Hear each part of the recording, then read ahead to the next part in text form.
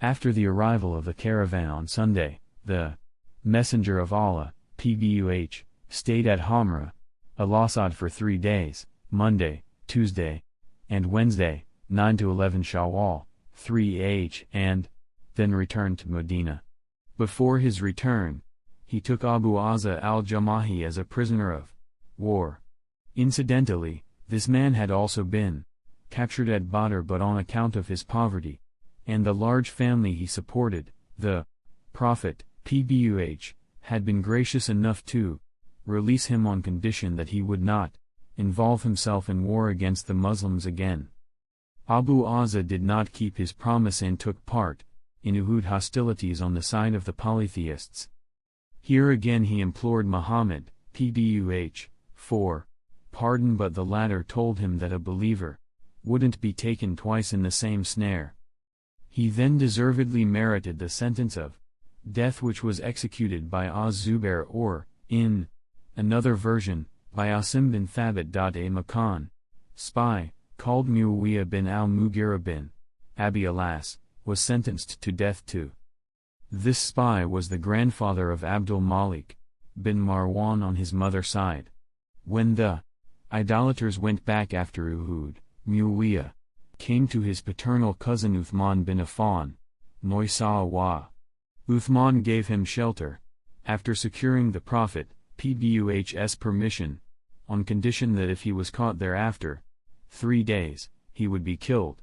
But he did not comply with it, so when the Muslim army left Medina, he stayed there for more than 3 days, during which he was spying for Quraysh. So when the army returned, Muawiyah fled out of Medina.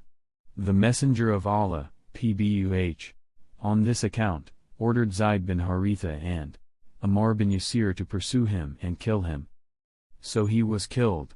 Ibn Hisham 260-129, Zad, Al-Mad 291-108, Fathul Bari 7 345-377, Muqtasar Sirat ar-Rasul p. 242-275. Undoubtedly, the invasion of Hamra al-Asad is not a separate invasion, but rather a part, or more specifically, a sequel to Uhud. That was Uhud invasion with all its stages and details. It has for long been discussed by scholars and men of research. Was it a defeat, or not? Doubtlessly, the military superiority in the second phase of the battle was in favor of the polytheists, who could successfully direct the steering mechanism of hostilities and inflict heavy losses in lives on the Muslims.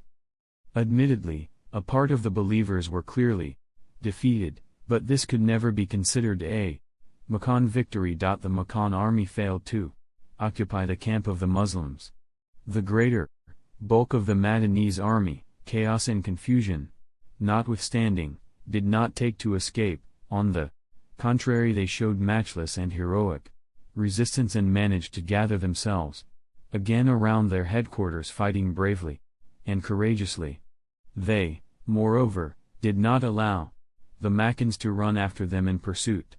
Neither Muslim captives were taken nor spoils were gained by the Makkans.